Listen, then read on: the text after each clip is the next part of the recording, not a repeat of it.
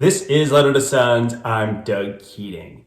You have decided in 2024 you are doing a long weekend getaway to Europe.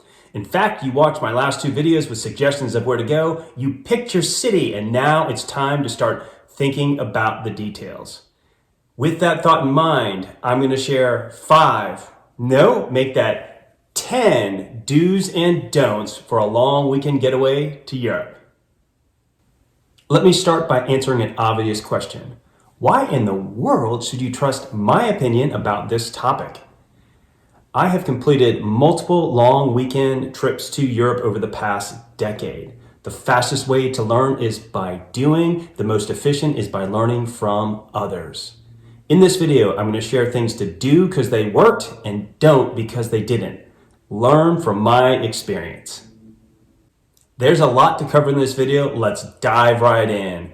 Do number 1, arrive before noon the first day. I recommend doing the math. How long is it going to take you to get to your destination?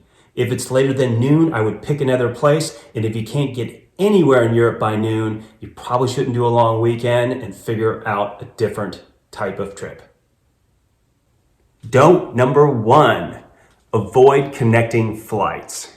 Connections introduce risk to your plan when traveling. If your plane is late, you may miss the connecting flight and be screwed.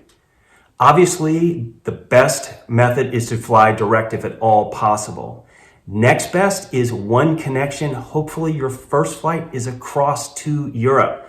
I would not sign up for 2 connections in a flight. Too much risk for a long weekend. Do number 2. Head straight to the hotel from the airport after you arrive. The reason is to drop off your luggage. Every hotel I've gone to will take your bags, even if the room is not ready. You don't want to be dragging your stuff all over town the first day. Don't number 2, don't rent a car. All the places I've recommended are cities and you do not need a car. In fact, if you rent one, it's going to give you the headache of fighting traffic, finding parking. It can be a nightmare. Rely on public transportation. One of the great things about European cities, they have reliable public transportation. Do number 3, check into your hotel early if possible. Go from the airport, show up, and just see if they'll let you check in. There's one big reason. You've been on an overnight flight, you're probably feeling funky, could use a shower, brush your teeth, etc. Worst case scenario, the room's not ready and they'll text or call you as soon as it is. Don't number 3. Some of you are not going to like what I'm about to say and think I'm mean. Trust me on this one. Don't take a nap. When you arrive on day 1, you are going to be tired. I have flown to Europe many times. I'm always dragging ass the first day. Once you get your room, it's going to be tempting to put your head to the pillow and say, I'm just going to take a little nap. Don't do it. Grind through the day, drink coffee, espresso, whatever you got to do. The goal is to reset your body clock as quickly as possible. Trust me, the fastest way to do that is stay up, go to bed early. You will feel fine the next morning. Do number 4, take a food tour. Several reasons to take a food tour. 1, it is an easy way to get the highlights of the city as you walk around. 2, you're going to fill your belly with the best food that the destination has to offer. And 3, you usually get a chance to meet some other people. It's fun. I am a huge fan of food tours, and every destination I recommended in the previous videos all have excellent food tours. Best practice on top, do it the first day. Do the food tour, go to bed early, wake up the next day, ready for action.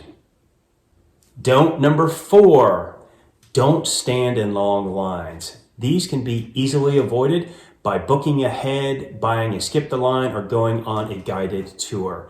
Several places are just going to be packed. This is a picture of the Uffizi in the summertime. You don't want to waste your long weekend standing in lines for museums.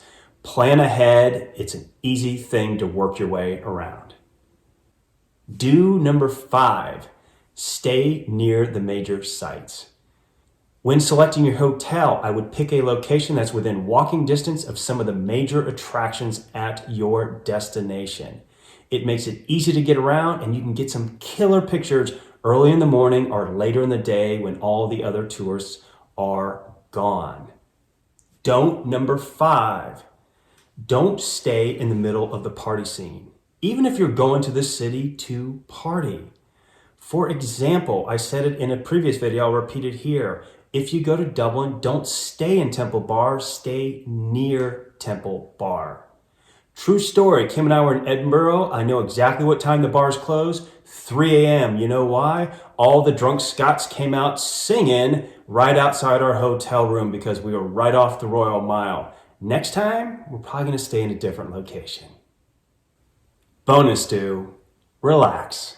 You're on vacation. Sure, you're only there for a long weekend. However, spend some time in the public spaces. All European cities that I've recommended have parks, cafes, many places to put your feet up, chill the hell out, and just enjoy the scenery. Bonus don't jam pack your last day. For Americans, your flight back from Europe is likely going to leave at noon at the latest. You're supposed to arrive at the airport 3 hours beforehand. I recommend that you do. Add in travel time at the airport. You're basically going to wake up, eat some breakfast, cry because you're leaving, and head to the airport. Let's shift gears a little and talk about one reality you're going to face after you return from a long weekend to Europe, and that is you're going to be tired. I've done multiple long weekends. I'm always tired the day after. Is jet lag easier coming back? It is, but it is still a real thing. How do you handle this? I would program in a recovery day at work if at all possible. Don't go on a long weekend and then the first day back you've got a major presentation to a customer or an important meeting with your boss. No, program in a recovery day. Besides, when you get back to the office, people can be like, what did you do? And you say, I spent the weekend in London. They're gonna wanna hear about your adventure. Let me wrap up this video with a word of encouragement for any of you who are thinking, I don't know if I can do a long weekend to Europe. You can do it and have fun. If an old fart like me can fly over and enjoy a long weekend, you can too. I've never come back from a long weekend to Europe and been like, that was a waste of time. I didn't have any fun. No, every time it's been, that was awesome. When's the next time we can do this?